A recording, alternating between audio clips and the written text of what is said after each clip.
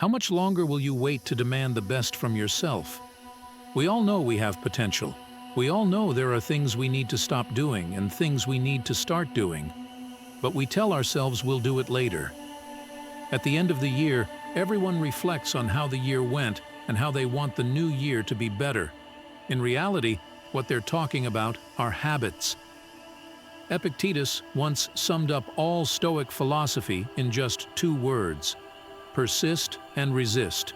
So, there are some things we need to keep doing. At the beginning of the new year, it's the perfect time to let go of some destructive habits. What are you doing daily? That's how we become better. In today's episode, I want to talk about some inspiring habits you can consider as you enter a new year. Habits you need to quit and habits you need to start. Hopefully, you'll create a new you. I think the first step to starting is really the idea of thinking very small.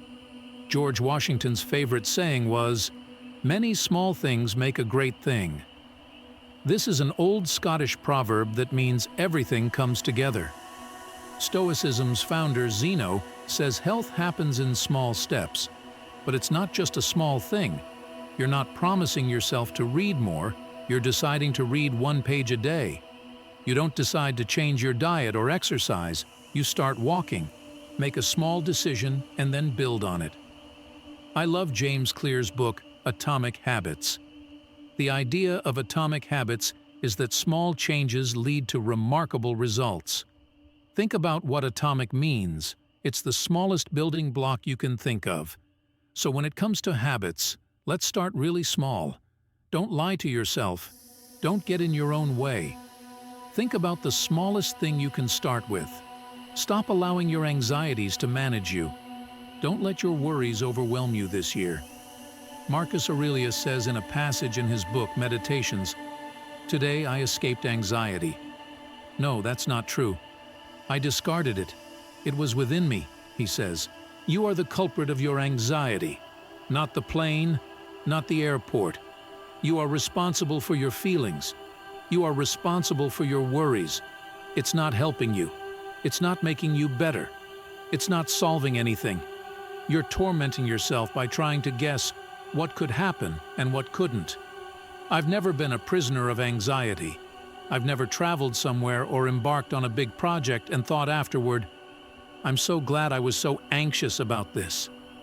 No. It upset the people around me. It upset me. It ruined me.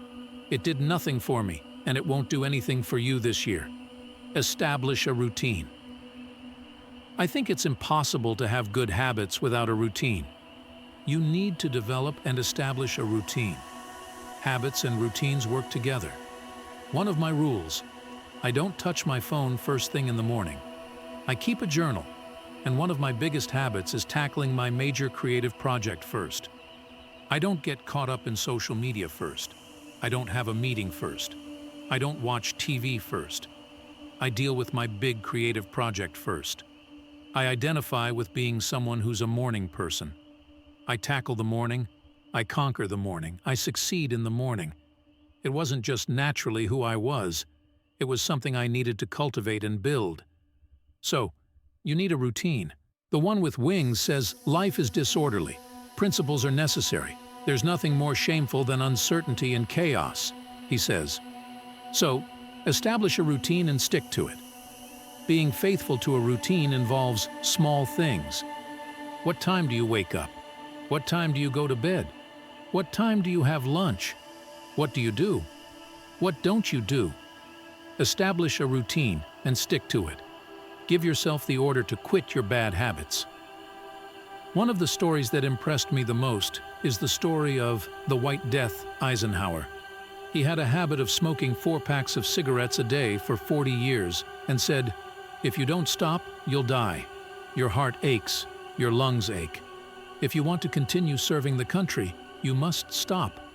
Eisenhower's famous saying was, "I gave myself an order and I stopped." He quit smoking after 40 years. In fact, this is quite a Stoic idea. Epictetus says, "He who does not master himself is not free." Some people are slaves to sex or mistresses, some to power or ambition.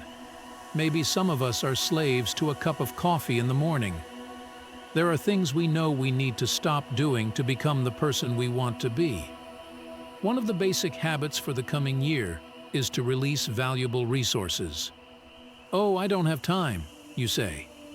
But put the screen time app on your phone. You have time.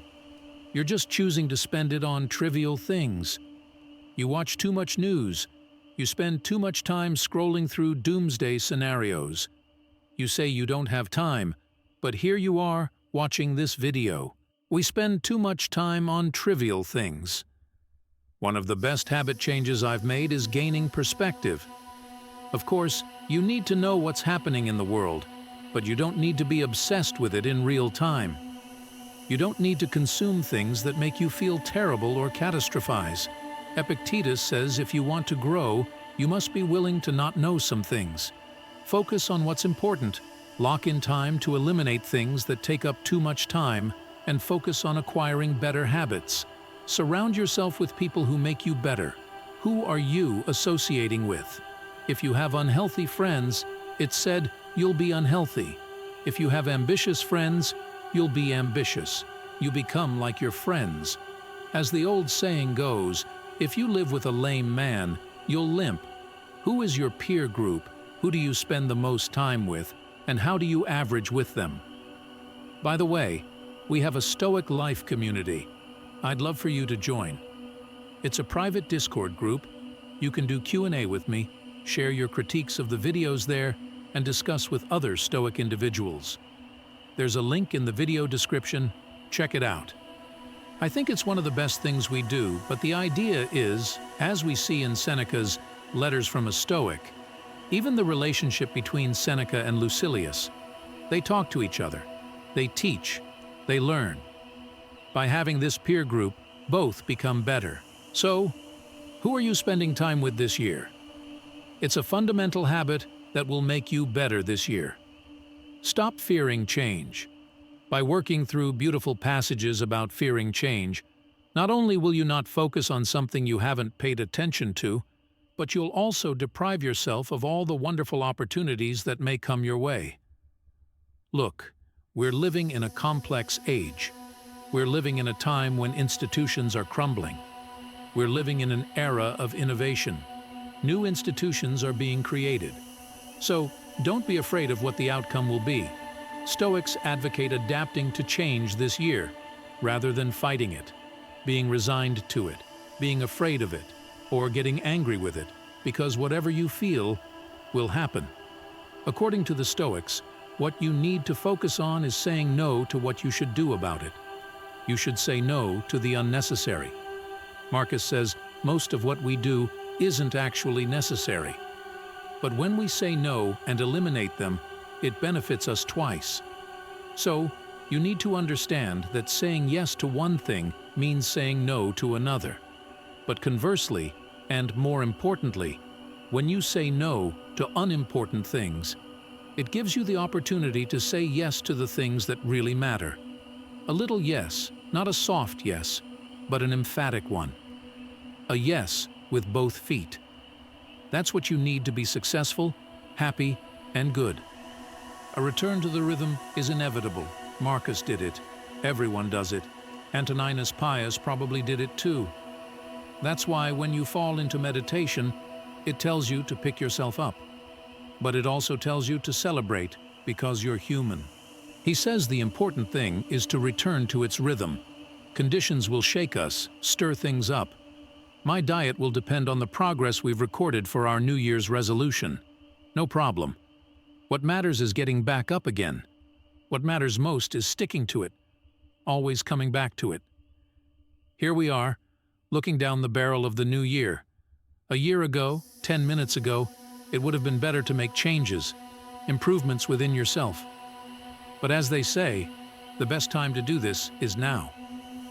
Marcus indeed said that life requires you to be a wrestler and to be ready for sudden attacks. He says you need to be strong. You need to be prepared. Epictetus says you need to be willing to embrace every situation in life as a lesson. And that's what we do in our daily Stoic New Year, New You struggle. Instead of waiting, postponing, saying, "I'll do it later," you must do it now. We've reached the end of another Stoic video, my friends. If you like and subscribe, you'll help us reach other people in need with our informative videos. Thank you for watching the video this far. Stay strong.